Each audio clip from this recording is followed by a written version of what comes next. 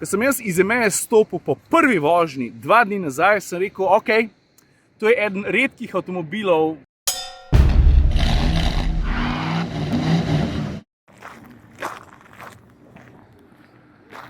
Ti, kje imaš pa špegle? Aja, se res.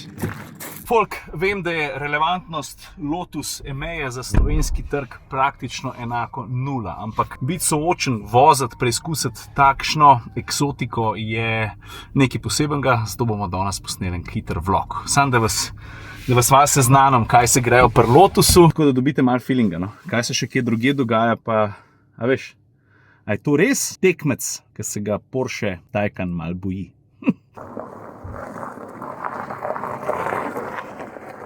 Že ko se pomikam z parkirišča, vidiš, kakšno stopno branja okolice ponuja ta avto. Gospodje, to je pa malo nesrečna postavitev, moram priznati. Hvala lepa.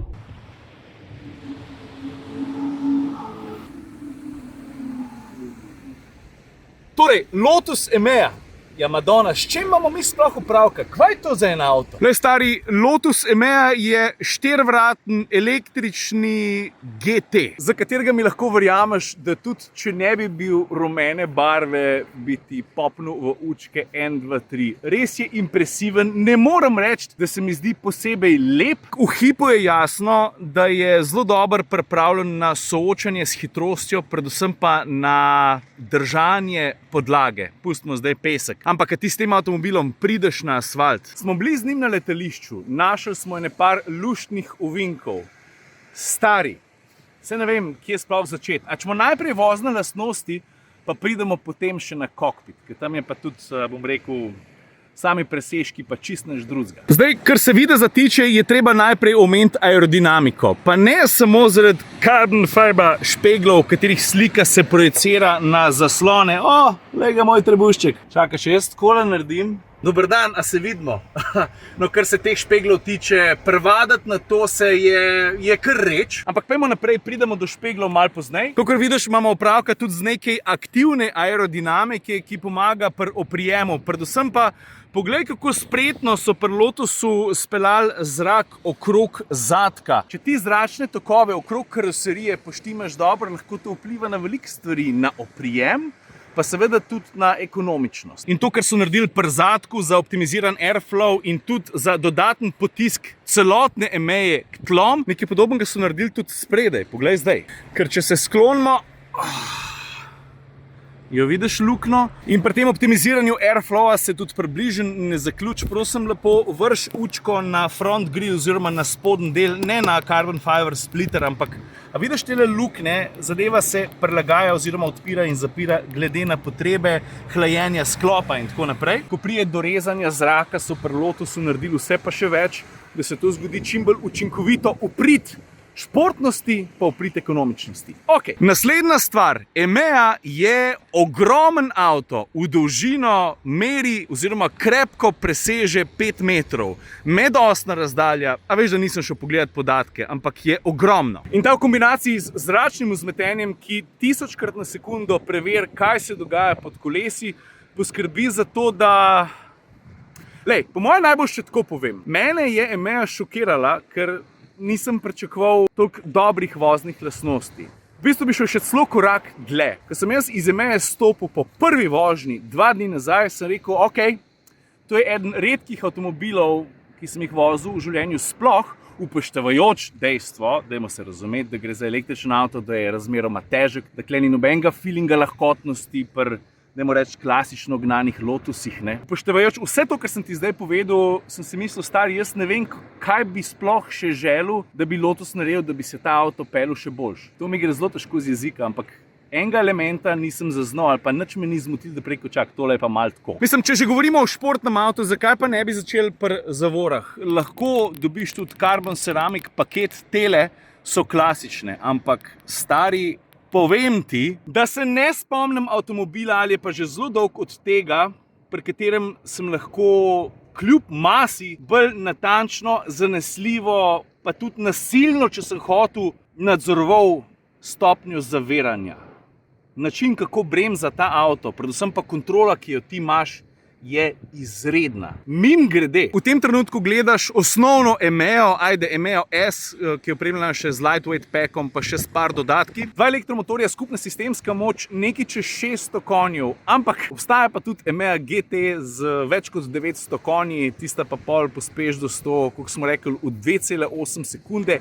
Tehnični podatki za EMEO S pravijo, da od 0 do 100 pospeš v 4,2 sekunde, ampak jaz jim ne verjamem niti za stotinko, ker ta stvar tako ustreli, da brez veze. Predvsem pa ni mi jasno, mislim, atmosferci smo se malo debel pogledali, ne? Vem, da Kitajci imajo marsikaj na voljo, ampak 800-voltna infrastruktura, ki omogoča polnjenje do hitrosti 350 kW, to nas je pa vse malo presenetilo.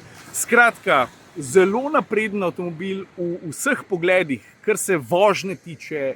O moj bog. Kaj je en prijatelj videl na Instagramu, da sem vozil, me je vprašal, rekel, stari, a se ta avto res tako dobro pele, a je res konkurent Porscheju Taycan? Jaz sem pa rekel da je konkurent.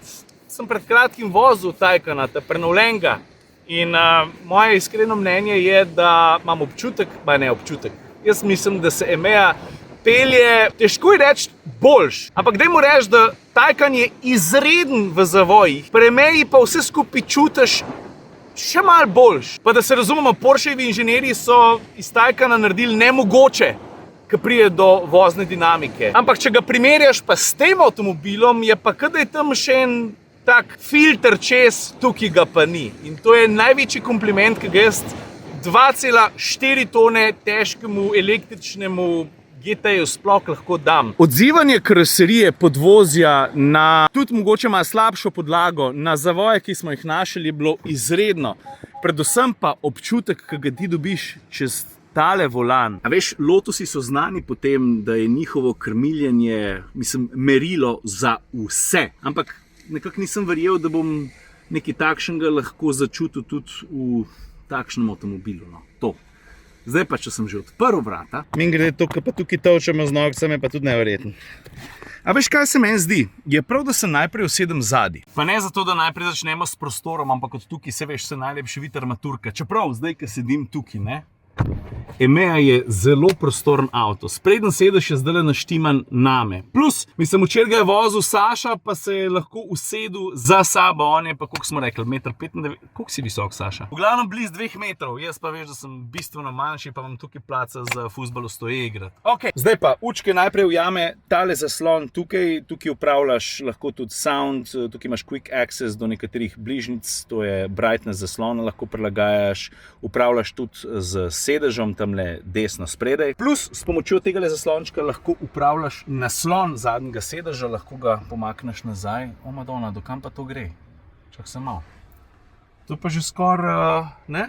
Pol ležečki, Madonna. Dajmo mi mene nazaj po konc spraviti, da ti lahko pokažem kokpit. Zdaj, kar se samega dizajna tiče, to se mora odločiti vsak zase, vsak posebej. Dejstvo pa je, da gre v tem primeru za tako dodelano izkušnjo na področju sestavljenosti, materialov, občutkov, te pelem čez te glavne stvari. Sredinski greben, na zadnjem delu imamo dvokrilno odpiranje, razmeroma veliko prostora, predvsem pa tudi vsi zvoki, ki jih boš srečal v tem kokpitu, so visoko kakovostni. Mimogrede, všeč mi je barva varnostnih pasov, tole kriči Lotus, se strinjamo. Sedeži z integriranimi vzglavniki ne samo da izgledajo dobro, primejo tako kot morajo in tako kot pritiče takšnemu avtomobilu. Če se po grebenu pomaknemo naprej, imamo eno ploščo iz ogljikovih vlaken, na njej pa nekaj stikal. S prvim zbiraš smer vožnje, z drugim pa nastavljaš klimatsko napravo, toliko finega gumba za klimo je še v lifeu nisem srečal,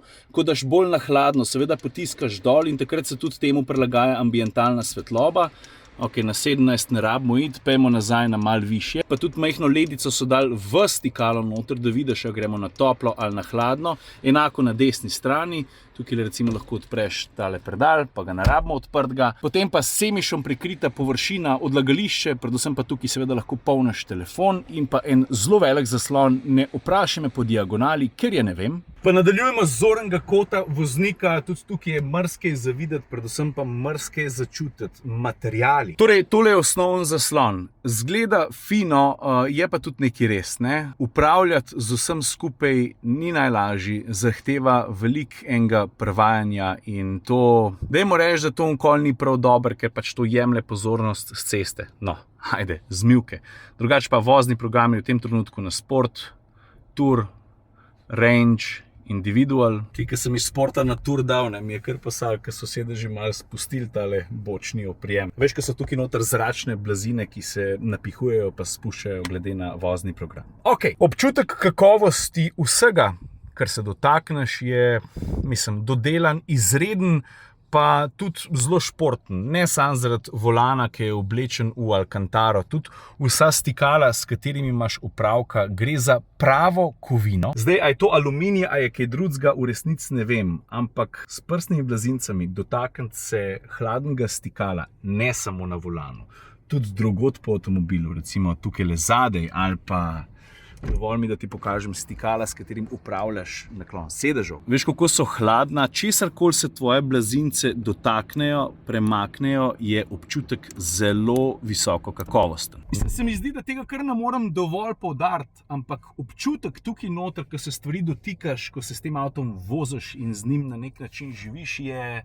na ravni, ne vem, stari, Bentleyja. A veš, kaj hočem reči? Tukaj smo. Pa dajmo še malo stati pri volanu oziroma za levo obvolansko ročico. Vidiš, tukaj gor piše Regen oziroma Regeneration. Tukaj lahko nastavljaš stopno regeneracije zgoraj oziroma spodaj, prilagajaš intenzivnost. Vemo, o čem govorimo, ne? Ali ti avto dovoliš oziroma mu omogočiš, da ob zaviranju oziroma ob spuščeni stopalki za štrom nastavljaš stopno regeneracije nabrane energije, ki gre seveda pol nazaj v baterijo. Ok, pa le še en novinar se je v tem trenutku pripeljal na plažo še z enim zelo zanimivim avtomobilom. Vidiš, ko se... Jirži! Pejmo nazaj na kabino. Poleg stikal leve, desne prečke, ki sem jih že omenil, imamo pa tukaj še eno za volanom. Tukaj pa prilagajaš oziroma nastavljaš vozne programe, ki sem jih pa že prej pokazal, individual, sport, tour pa range. Dajmo na tour. Pa potem en zelo tanek digitalni zaslon pred voznikom. Tukaj se predvsem osredotočaš na podatke o hitrosti pa o dosegu. V vmesniku ne bomo zgubljali časa, zahteva veliko privajanja, potem pa še tretji zaslon, ravno tako tanek kot tale pred voznikom, za sovoznika, tukaj imamo pa podatke o radiju in tako naprej. Materiali, kakovost, na vrhu armaturke, kamorkoli se ti dotakneš, stari občutek je izreden, tudi tole mimogrede je carbon fiber. In ko govorimo o stvarih, ki delujejo kakovostno, poglej, tole sta cup holderja, ki sta lahko pokrita, ne rabiš imeti vedno luknje, če ne rabiš. Potem pa vzameš prst in ga potisneš navzdol. In imaš cup holder in tudi ta občutek, ti zvoki in pol ga spravaš pa takole nazaj, lej. Vse skupaj je zares na visokem nivoju. Zdaj pa še ta glaven elephant in the room. Ta avto nima običajnih špeglov, ni zdaj to nekaj revolucionarno novega, ampak vsem takšnih avtomobilov ni veliko. In dajmo šipo dol na tele modele in na njihovo posredovanje slike skozi zaslone na levi in na desni strani se je treba privaditi. Zdaj tukaj govorimo o več plasteh prilagajanja. Jaz ti kar takoj povem, da med vožnjo sem se najhitrejš lahko privadil na tistega pri sovozniku. Jasno vidiš, tudi ne rabiš, mislim, se nič prilagajati. Gledati tega na mest ven je že malo težji. Je pa res, da ti Lotus na zelo preprost način omogoča tudi prilagajanje tele slike. Poglej, samo s prstom se dotakneš. No, kako si? Evo, pa si določiš kot to, recimo je zelo uporabno pa zanimivo in lažje, kot pri vseh klasičnih variantah, je res.